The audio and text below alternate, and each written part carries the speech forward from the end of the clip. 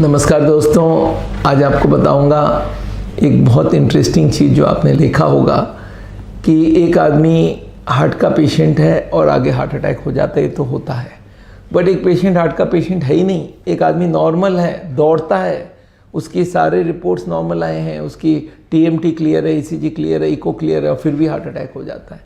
ये क्यों होता है, ये बताने के लिए आज आपको वीडियो ये बनाया हूँ। मैं आपको समझा दूँ ये हार्ट अटैक होता क्या है। ब्लॉकेज हमारे हार्ट की 3 आर्टरीज होती है, कोरोनरी आर्टरीज, जो हार्ट को ब्लड सप्लाई करती है, और उनके अंदर ऑब्स्ट्रक्शन आ जाता है, उनके अंदर कुछ फैट जमने लगती है, धीरे धीरे हार्ट की ब्लड सप्लाई कम होती रहती है।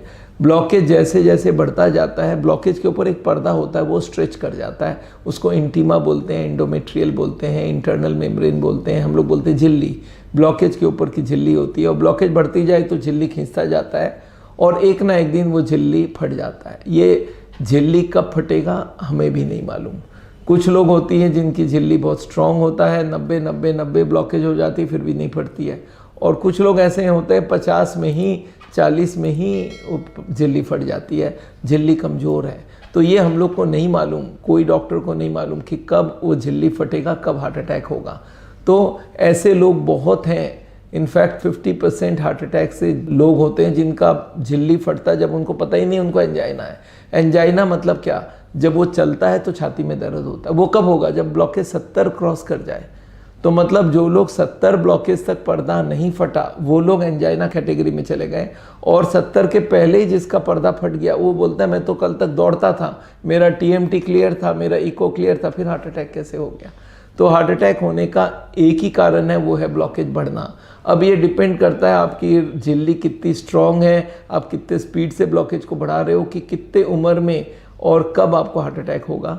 कुछ लोग लकी होती हैं जिनके बहुत धीरे धीरे ब्लॉकेज बढ़ता है, 70, 80, 90 में भी पर्दा नहीं फटता है, तो हार्ट अटैक होता नहीं है। और कुछ लोग अनलकी होते हैं, 50, 40 में ही पर्दा फट जाता है, ब्लॉकेज ज़्यादा नहीं है, कोई तकलीफ नहीं है, पर ब्लॉकेज बढ़ रहा था, एक दिन वो पर्दा फटा और वहाँ पे केमिकल्स निकल के क्लॉट कर देता है, और क्लॉट होते ही वो 100% ब्लॉकेज बन जाता है। और ये बात आपको जानकारी होनी चाहिए।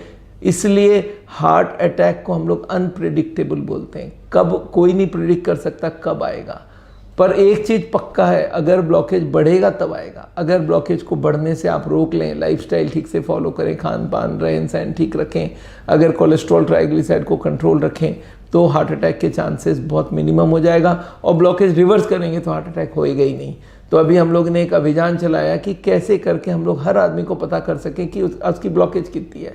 30-40 ब्लॉकेज होने के बाद आपको बड़ा ध्यान रखना पड़ेगा, और इसके लिए एक सीटी कोरोनरी स्कैन करवा लीजिए आप, तो आपको पता चल जाएगा आपकी ब्लॉकेज अगर 40% है, 50% है, तो फिर आपको बहुत अच्छे से ख्याल रखना पड़ेगा कि हार्ट अटैक ना हो। तो आज यहीं पे रोकता हूँ। इस वीडियो को आप ज़रूर लोगों तक भेजिए। आपको मालूम होना चाहिए कि हार्ट अटैक कोई भी आदमी को हो सकता है, उसको हार्ट का पेशेंट होना ज़रूरी नहीं है, और वो अनजाने में होता है जब उसको मालूम ही नहीं उसकी ब्लॉकेज कितनी है।